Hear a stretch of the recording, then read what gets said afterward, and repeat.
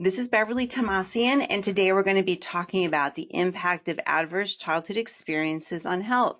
And we're going to look at a personal story of resilience and hope. And I'm really honored to be teaching and sharing this information because I think it has such a profound impact on our daily lives and the care that we provide people with diabetes. And I'm just so happy you're here listening today, whether live or recorded. I really do appreciate your willingness to come explore this content because, you know, just looking at the title, it might be scary to come be present with this information. So it can, I just really want to recognize that. And I have no disclosures or conflicts of interest to share. And today we're going to be talking about adverse childhood experiences in individuals with diabetes and, you know, outside of diabetes. We'll look at the relationship between ACE scores and risk of future health complications. We'll look at a person-centered approach to fostering resilience and self-care for people who've experienced toxic stress or still are experiencing it. And then I think really important is to leave with a message of hope that, you know, even though people have experienced trauma, there's hope for healing. We can be a part of that healing just by recognizing it.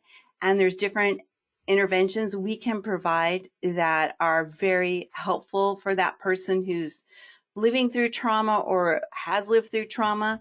And that is how I want to end this day. So we're going to kind of just take a journey through the impact of trauma and how, as diabetes specialists, we can make a difference. And I think we can make a really big difference. Now, thinking about diabetes, just the pathophysiology alone, right? The ominous octet is so crazy. Or if you have an immune-mediated diabetes. So you've got all this complexity with diabetes. You've got to take all these meds and check your blood sugar, and you're on a pump and a CGM.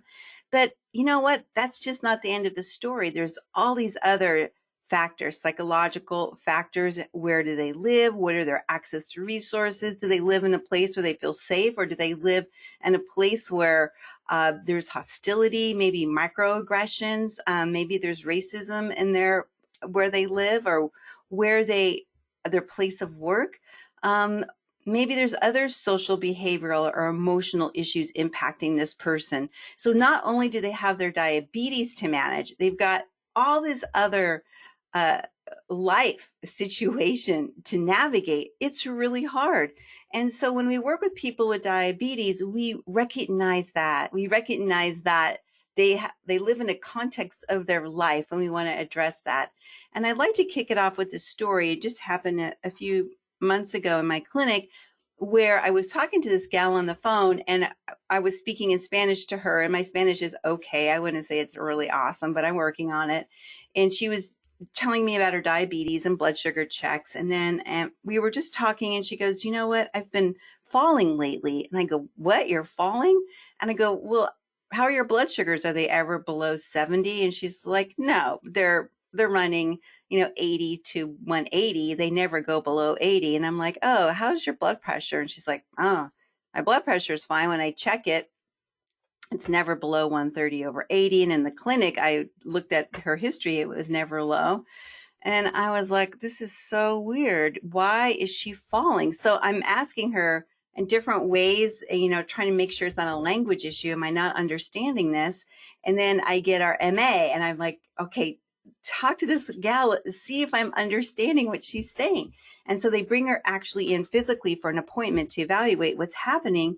And it is true. She was saying, I am falling. But really, what she was saying is the life is falling out of me. Her teenager who lives in her house is using drugs. And every time she sees her teenager using drugs and she's trying to talk to him, she's not losing consciousness, but she's falling. It's an emotional response that her body cannot bear to see this happening. So it just decides to not participate in holding her up anymore. And I think this really struck me hard that, wow, how powerful our mind-body connection is. And, when I was watching the Olympics, we talked about this so much with Simone Biles, and Simone Biles is so courageous. Now, I don't know if y'all know this about Simone, but if you remember with Larry Nassar, he was a sexual predator and a gym doctor, and he sexually molested many of the gymnasts, and there was a huge trial, but Simone was one of them.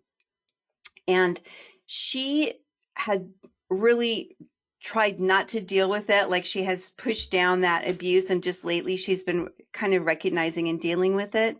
But she, during the Olympics, as you know, she got the twisties where she couldn't get her body to do what she wanted it to do.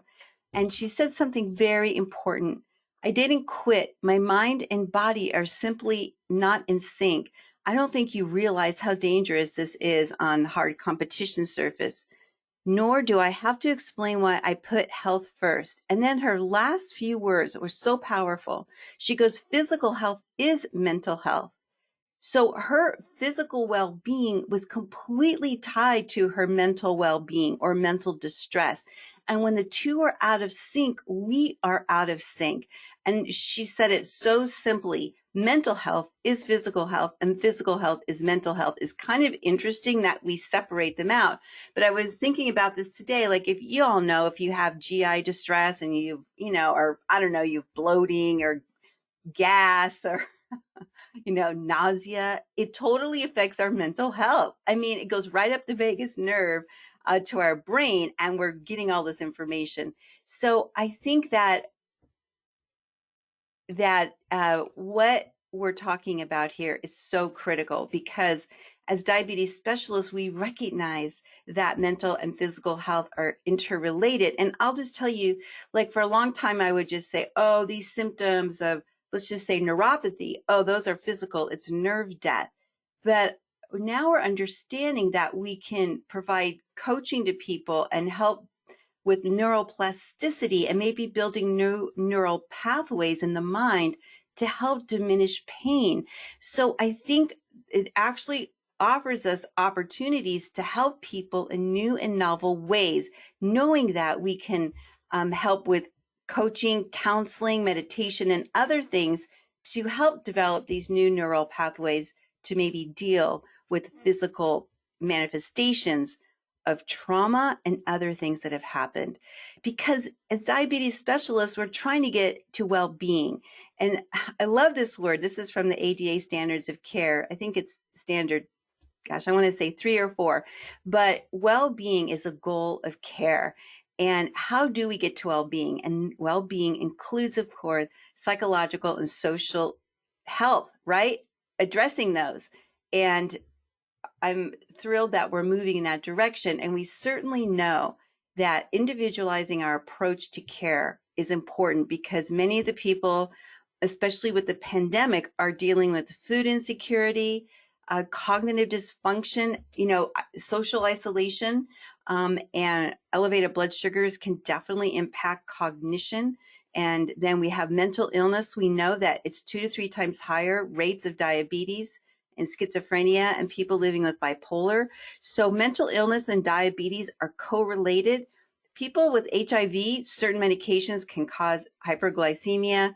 And then, of course, history of trauma. And then we have all the health disparities on top of that: ethnicity, racism, culture, sex, socioeconomic status, LGBTQ populations, who oftentimes don't seek out medical care because they feel uncomfortable in the places where medical care is provided, maybe not seen or recognized. So this is right in the standards of care that we want to start addressing this. And that's why I want to really talk about trauma. So let's talk about our case study. We have a 57-year-old arrives at the hospital having seizure-like episodes after complaining of heart arrhythmia. So having a lot of palpitations, arrhythmias at home, says, I don't know, we just have to go to the hospital. I'm not feeling good. And then at the ER starts having like seizure-like symptoms. So the neurologist comes and says, wow, these are seizures. We need to get her on some anti-seizure medications. And then she's admitted to the hospital for monitoring. They do an EEG, lots of other tests to rule out anything else. But then the neurologist changes after 3 days of this person being in the hospital. And the new neurologist comes in and goes, I don't think these are epileptic type seizures. I don't think these is a brain transmission issue. I think these are psychogenic seizures. So they transfer this person to a teaching hospital where they can monitor them 24 hours a day. And when this person's having the seizures, there is no chemical change in the brain. It's a psychogenic seizure caused by or elicited by trauma. And this is interesting because a seizure is a body's way of expressing what the mind and mouth cannot. So this person has been holding in this trauma for so long, and it needed to come out. It needed to be expressed. And the only way it could express itself is through the seizure. Well, let's learn some more about this person. Had a stroke at 53. They didn't ever find out why. This person has some other like autoimmune health issues. This person though, like if you met them, they're very like cheerful, upbeat. They walk 7 miles a day. They look healthy. They look fine. Like you would never think anything is wrong with this person. Has a super supportive family, husband, runs a company, loves what she does. But wait, what about her childhood? When that neurologist saw the seizures, no one asked, how was your childhood? Have you had a lot of trauma? And as we find out later, childhood trauma and psychogenic seizures are very correlated. So as you might have guessed by now, the person in this case study is me.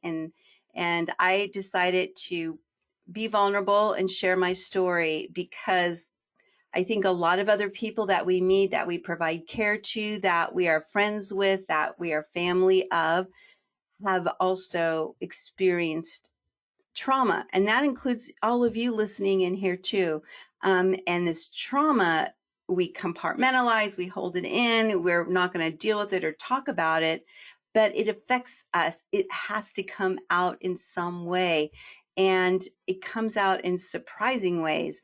And I think about this a lot, and we'll talk about this more as we go through the stats, but people with elevated ACE scores or adverse childhood experiences have an increased risk of stroke and heart attack.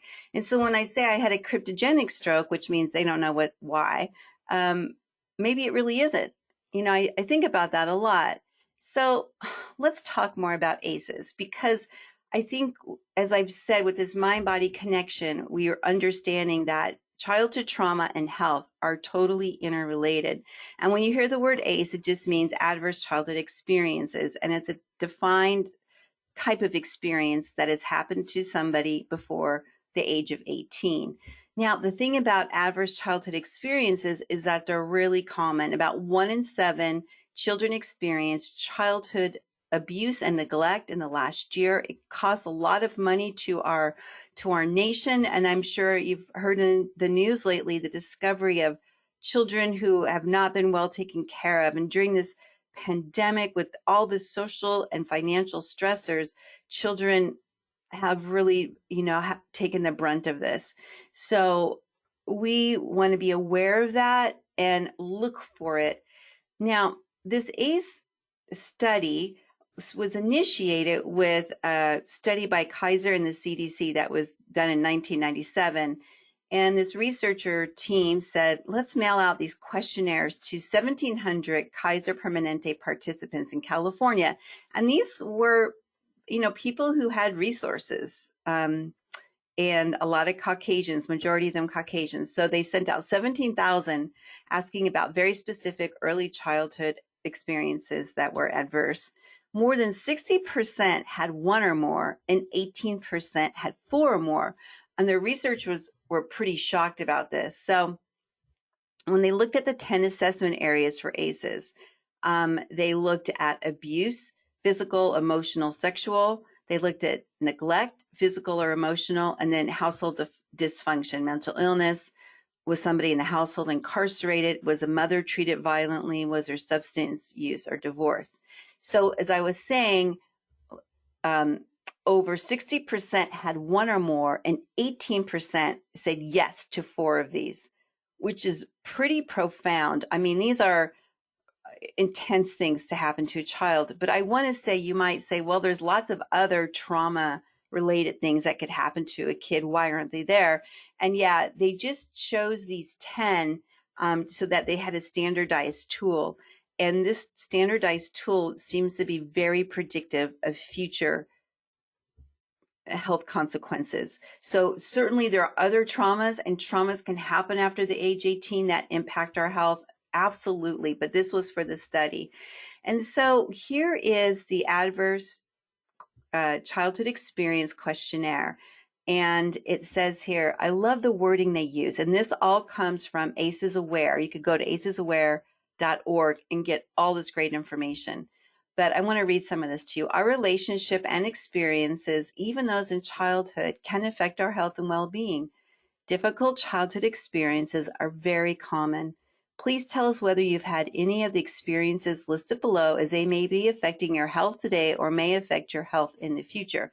This information will help you and your provider better understand how to work together to support your health and well-being. Wow, love that language, right? And so if we're not familiar or comfortable with it, and we want to start providing this ACE screening tool to our participants, and in California and other states now, especially for Medicaid participants, clinics are getting reimbursement for administering the ACEs evaluation and then providing coaching as needed.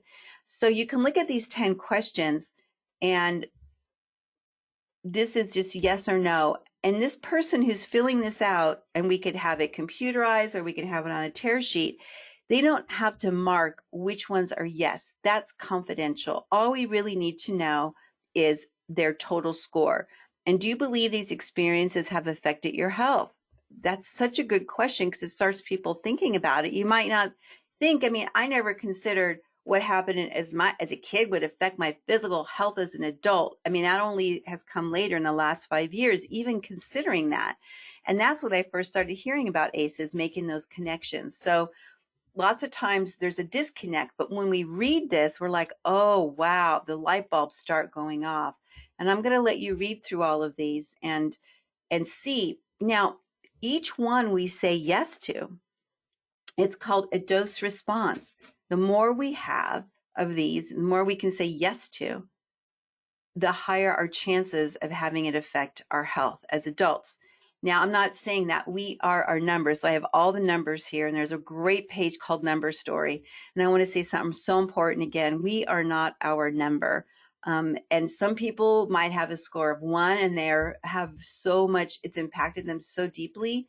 And some people might have a score of 4, for example, but they had a lot of supportive adults or safe places they could go, and then they might be dealing with it a little bit better. So really important to know that for all of us here. And as I'm going to say to all of you, many of us have experienced childhood trauma. Who goes toward the fire to help put out the fire? We do.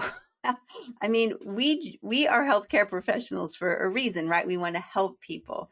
And, maybe some of that reason we want to help others is because we've experienced suffering. I don't know. It's just, and I'm going to say that out loud, but I know for myself, there was a lot of shame in my family.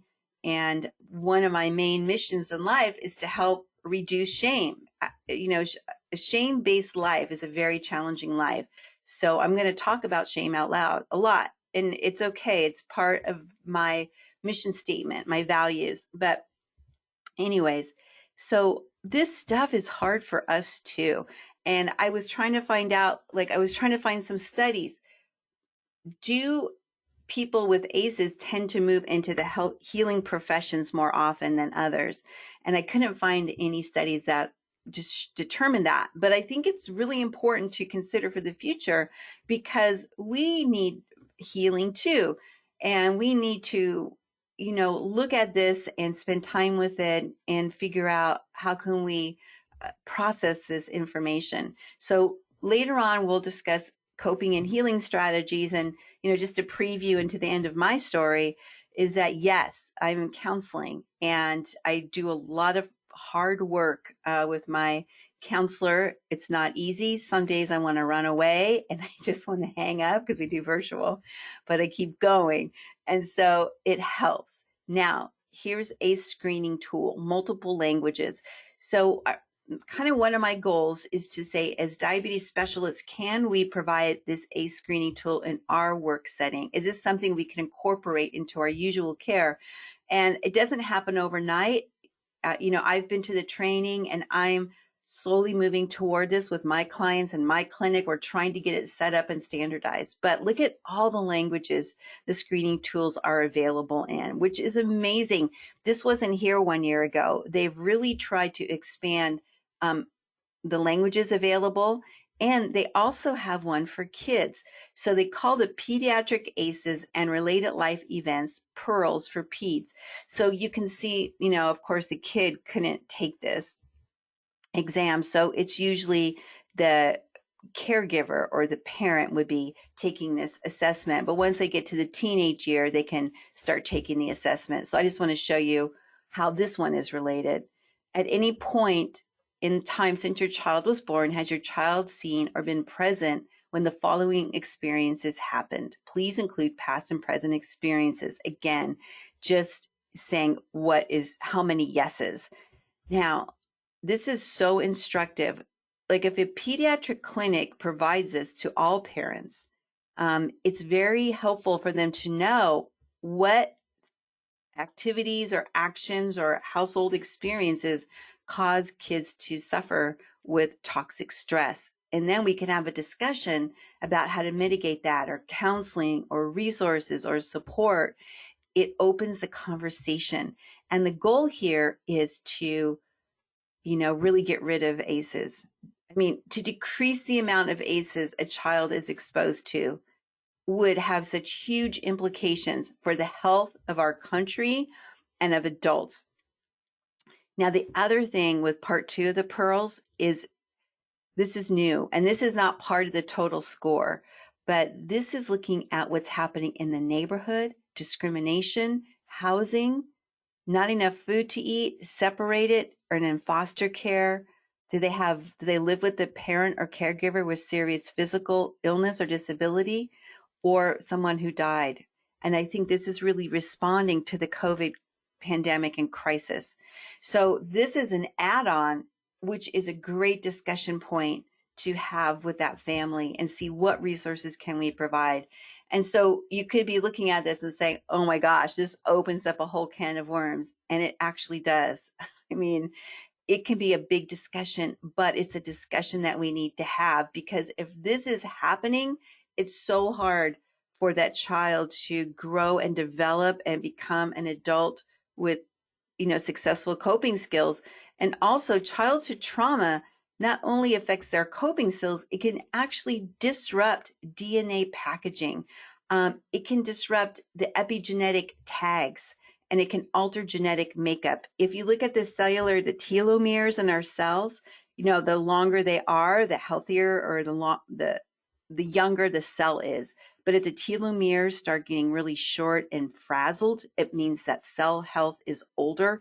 And we look at people with adverse childhood experiences, and it seems like their telomere length is shortened.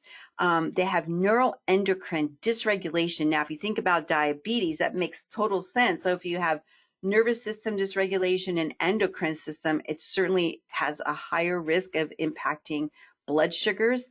There's altered immune response. They're not as able to fight off infection. And we'll see later, they have higher rates of cancer. So it's not just affecting us emotionally, it's affecting our chemistry, our genetics, our biological functioning in a powerful way, in an unexpected way.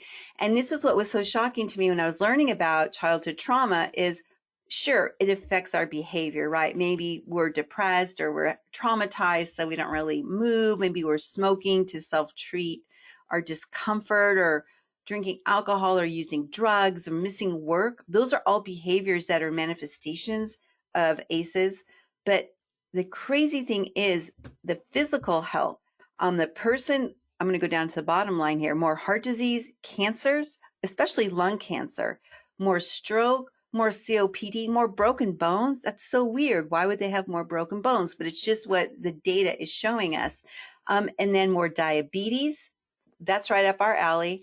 Severe obesity, so extra weight, depression, much higher rates of suicide, and sexually transmitted diseases.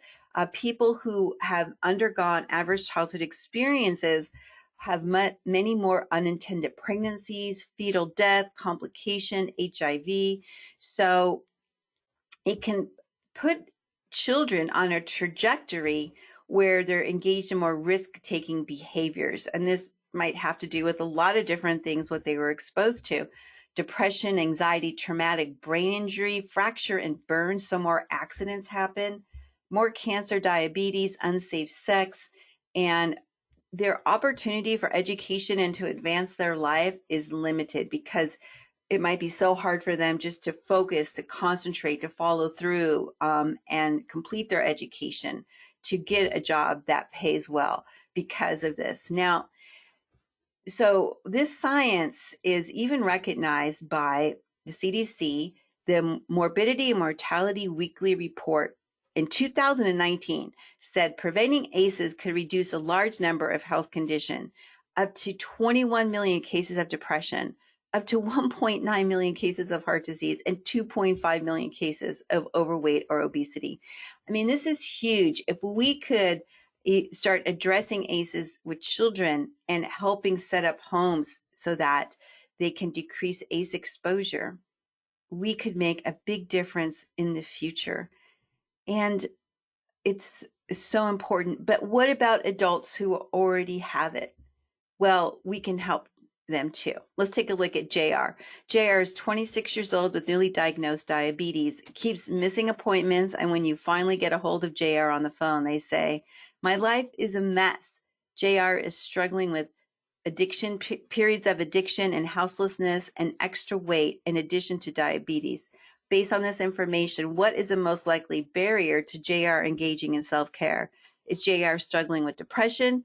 Diabetes distress is at the core of the list of behaviors, grieving and denial of diabetes diagnosis, or is it adverse childhood experiences? What do you all think about this? What would be the best reason, the most likely reason they're not engaging in self-care?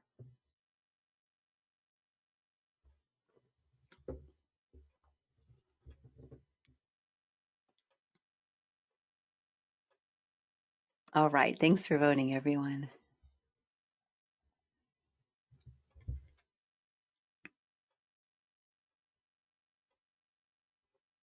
All right, I'm going to close the poll and share your results. So 84% of you chose the best answer: adverse childhood experiences. And I don't say in here that JR had a really difficult childhood with lots of different issues, but we can see by the behaviors they're manifesting that it certainly seems like they had adverse childhood experience. With depression, I mean, we would hear something like, "Oh, nothing I do gives me pleasure. I don't really want to do anything. I'm feeling down or discouraged." We don't hear that. So I don't really think it's depression. And then diabetes distress. Well, diabetes distress is usually really associated with diabetes related behavior, like hypoglycemia and so forth. Grieving and denial of diabetes. No, don't really see that. But I do see that probably at the core of this is adverse childhood experience based on what they're saying. And, we're going to get people like that. I'm just going to take a little stretch break. We're going to work with people who are missing appointments and don't get their prescriptions refilled. And they're like, oh, when they come in, they're discombobulated, right? And you're wondering what is going on here. And we can imagine what perhaps their childhood was like. And then maybe we give them the ACE screening and say, yeah, how was your childhood? Or sometimes I'll just say to them, how was your childhood? And I really look at their face right away when I ask that and see what scans across their face. And lots of times you can see kind of a look indicating that their childhood was hard.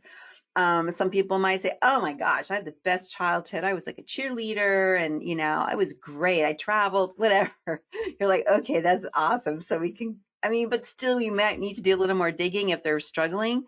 But other times if that person comes in and they're missing appointments, not getting their meds, losing their job, I'm thinking this is deep. There's something bigger happening here than this person doesn't care. Because seriously, I've been doing this for so long and I've really never met anybody who doesn't care. I've met people who are in distress.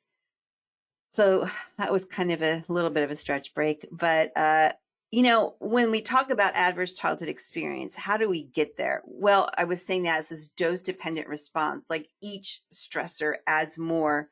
And, when we think about stress, there's 3 types of stress. And I just think it's good to talk about this briefly, but there's positive stress, like, oh yeah, I got a new job, and you go there and it's hard, and where's everything? And, who do you call for IT help? And where's the, cafeteria, and who am I going to hang out with? I mean, that's a positive stress associated with this new job, a promotion, and so forth. And so over time, it kind of gets better. But we do have a mild increase in our stress hormones or corticosteroids. Now, a tolerable stress. Now, tolerable stresses are things like immigration. So if a person, like I'll just say from me, for example, so I'm born in Canada and my parents moved out to America when I was 2 years old. And yeah, I mean, we speak English in America and Canada. And it's a very similar culture.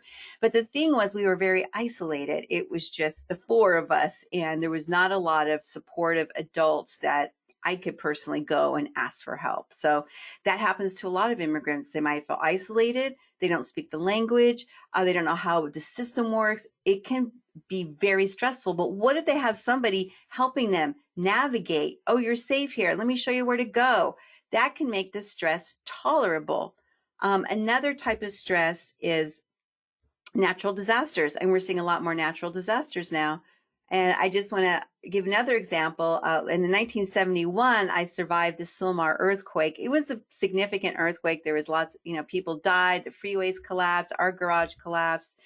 And again, if you have a lot of supportive adults to help you through that trauma, or like now we're having floods and storms and earthquakes and fires, a lot of trauma from that. Do we have a safe place to go? And then what about the pandemic?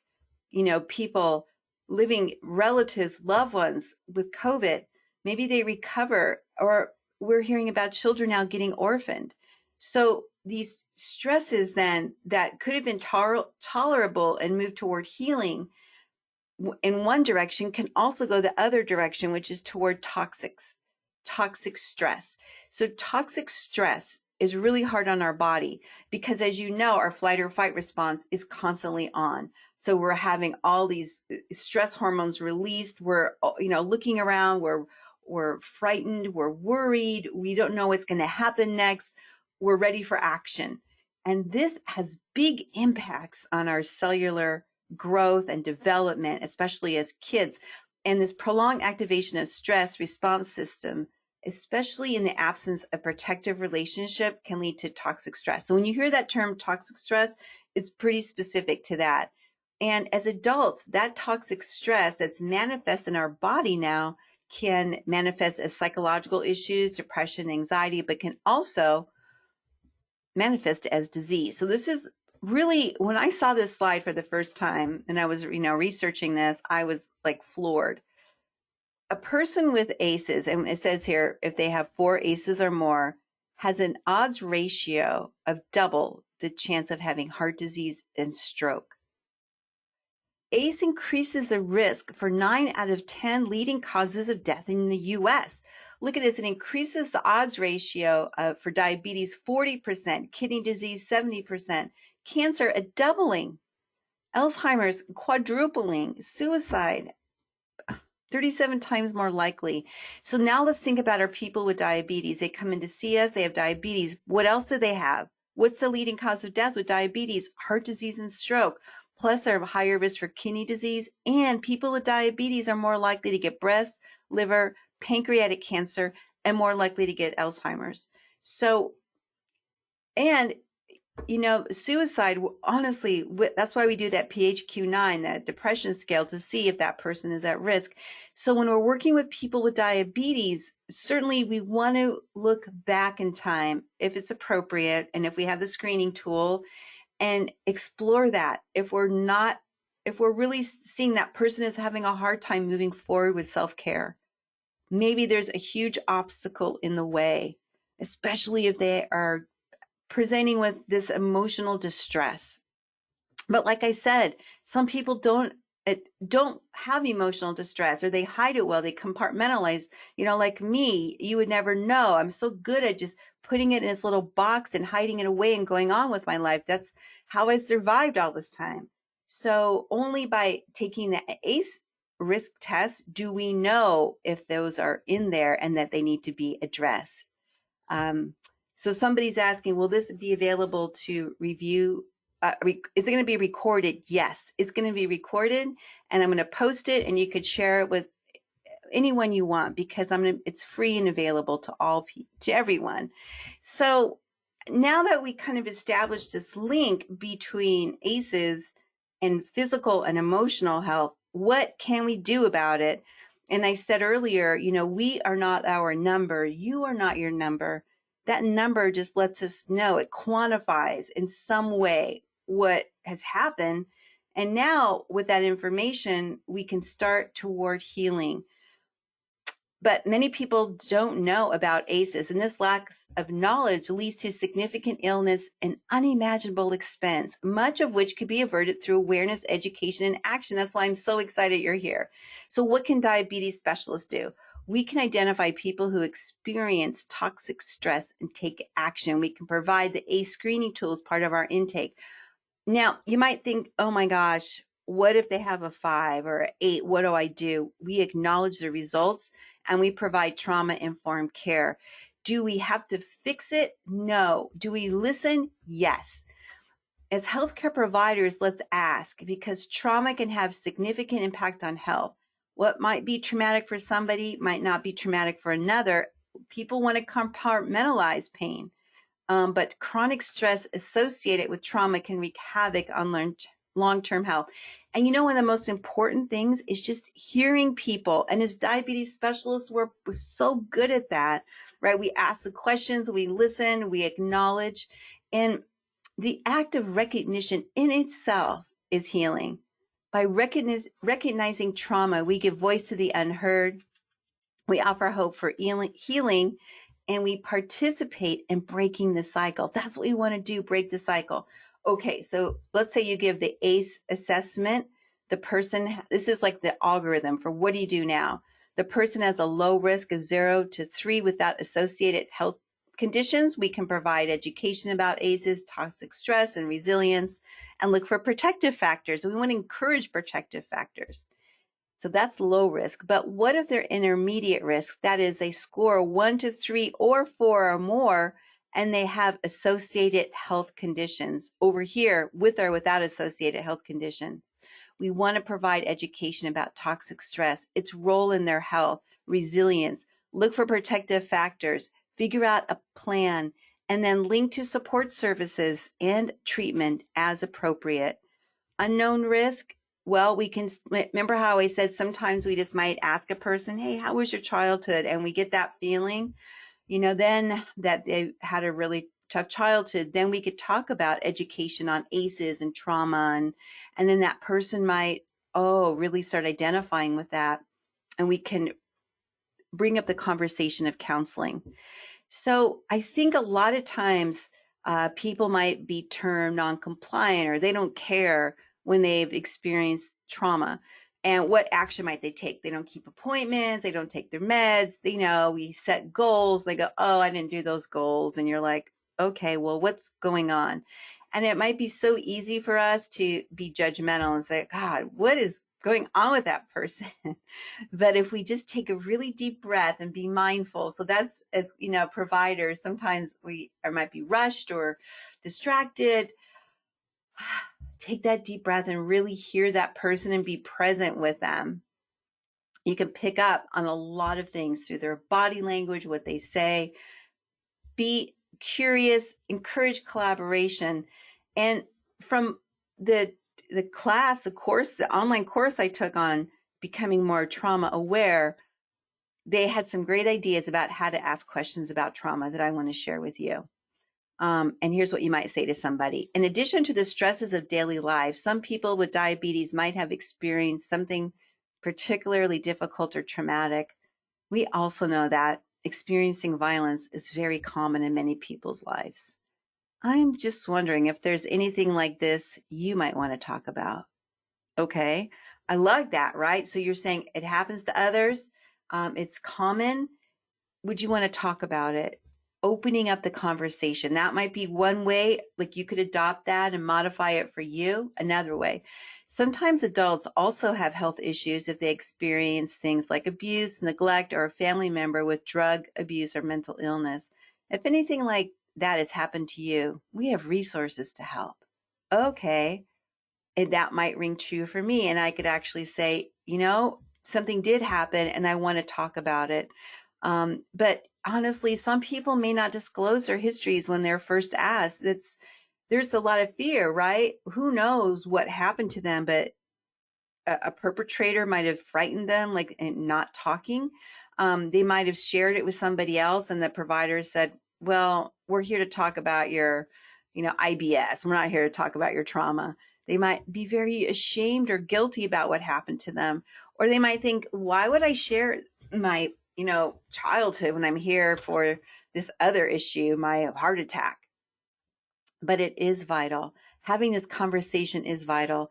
And the other thing, really important, I ask people this all the time. Do you feel safe at home? Just kind of part of my intake question. And then, if they don't feel safe, or if I get kind of that feeling, well, maybe they're not safe, I'll say this clinic, this healthcare setting is a safe place for you. It's safe for you to share. We're here to help, letting them know. The thing about it is ACEs are not destiny. Diabetes specialists can help interrupt intergenerational transmission of toxic stress. And as you know, I'm on my journey. And just because of my ACEs, it doesn't mean it's going to determine who I am. Heck no, right? I determine who I am. And so that's really important that we take back our power. With early detection and evidence-based intervention, we can transform health outcomes. Now, if you want to Google an amazing human, Dr. Nadine Burke-Harris, who is a first Surgeon General of California. She's done TED Talks. She's been interviewed many times, and she's talked about ACEs in all different ways. And I've learned so much from her, and their initiative in California is so amazing, because what we want to do is that you are not your ACE score. ACEs are not destiny. We want to promote resilience. Now, the clinical response when we identify toxic stress, what do we do with that information? We want to provide the principles of trauma-informed care, including establishing trust, safety, and collaborative decision-making. We want to also supplement with information on toxic stress and discuss strategies that can help regulate. So, people who've experienced toxic stress are often in a state of dysregulation, and and their body is completely inflamed, right? I mean, I always think about diabetes as a condition of inflammation. And so with toxic stress and chronic conditions in their body, there's a lot of inflammation and dysregulation. How do you get to regulation?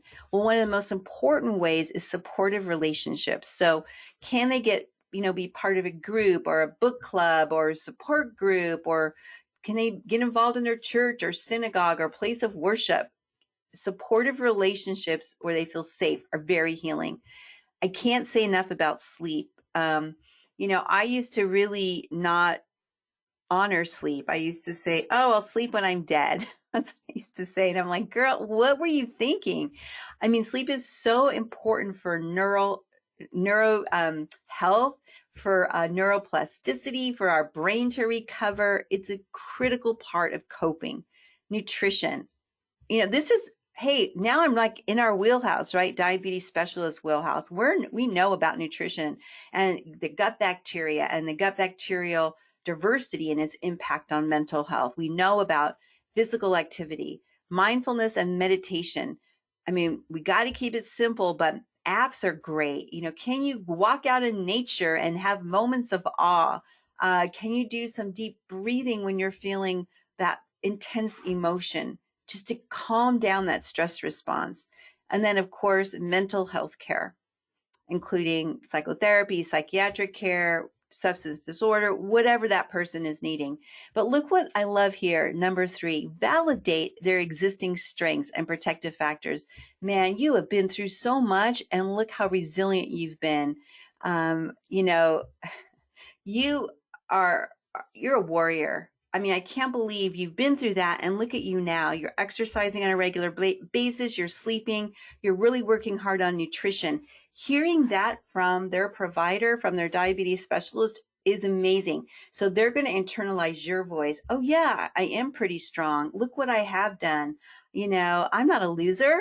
I'm a rock star. I don't know if you're going to, get that in one session, but our voice is very important. What we say, our words, what we convey to them has a lot of weight. So we can utilize that to help them toward healing.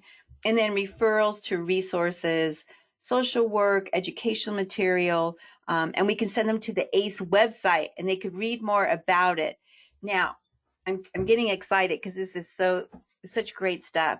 But when you go to ACEs Aware, there's an ACEs Aware self-care tool for adults.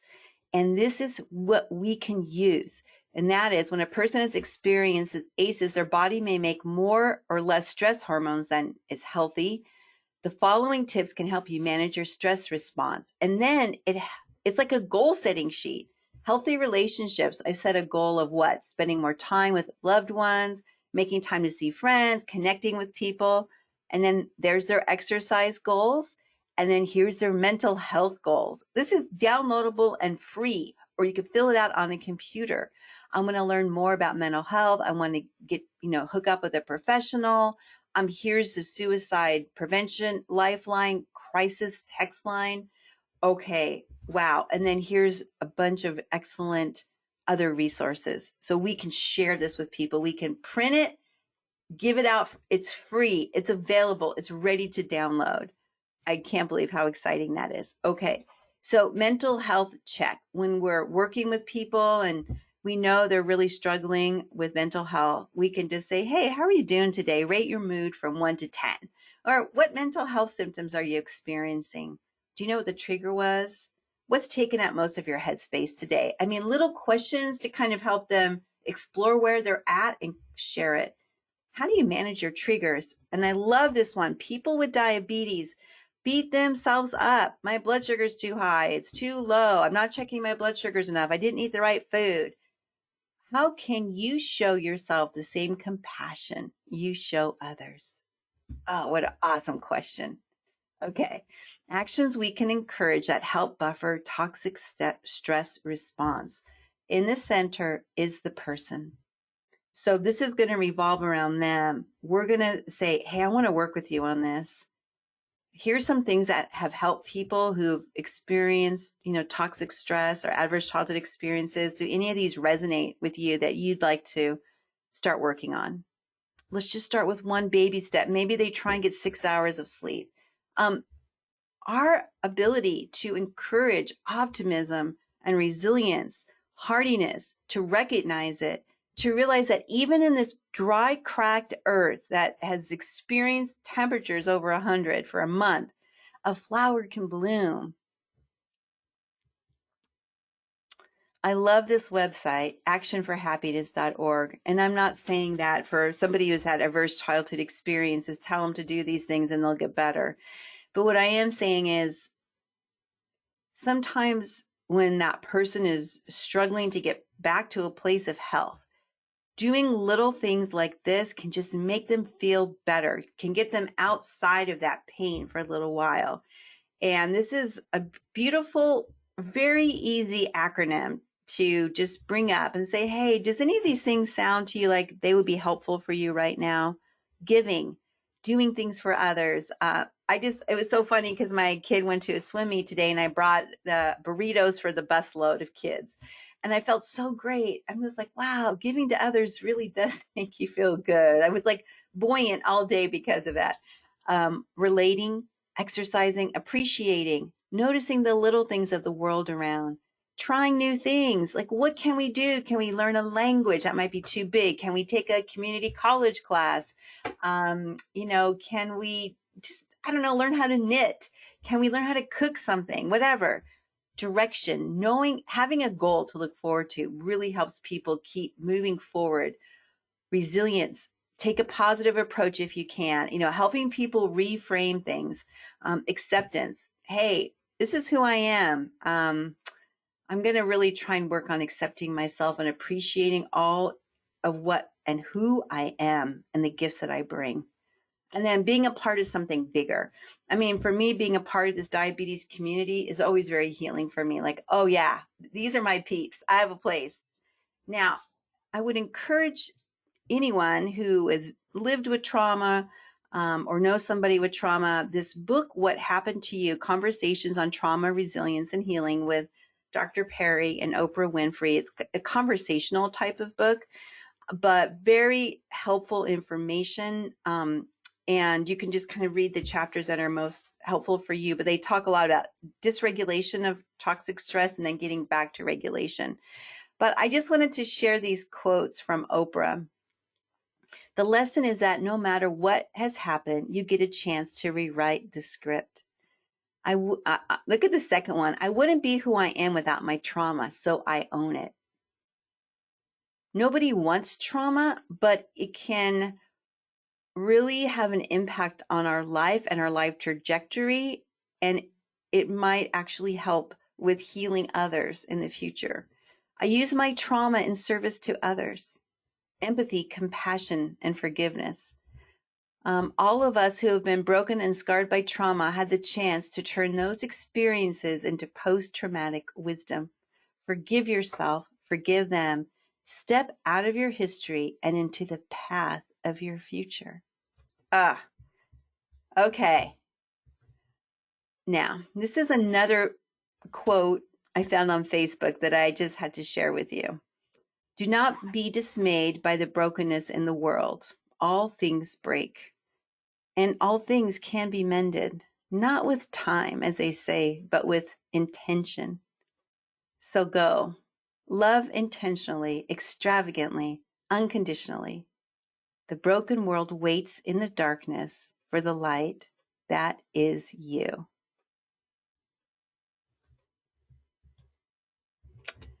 I really want to thank you for joining us today. Being trauma aware in our work setting with our relationships and ourselves is so powerful. And this is a site I keep talking about.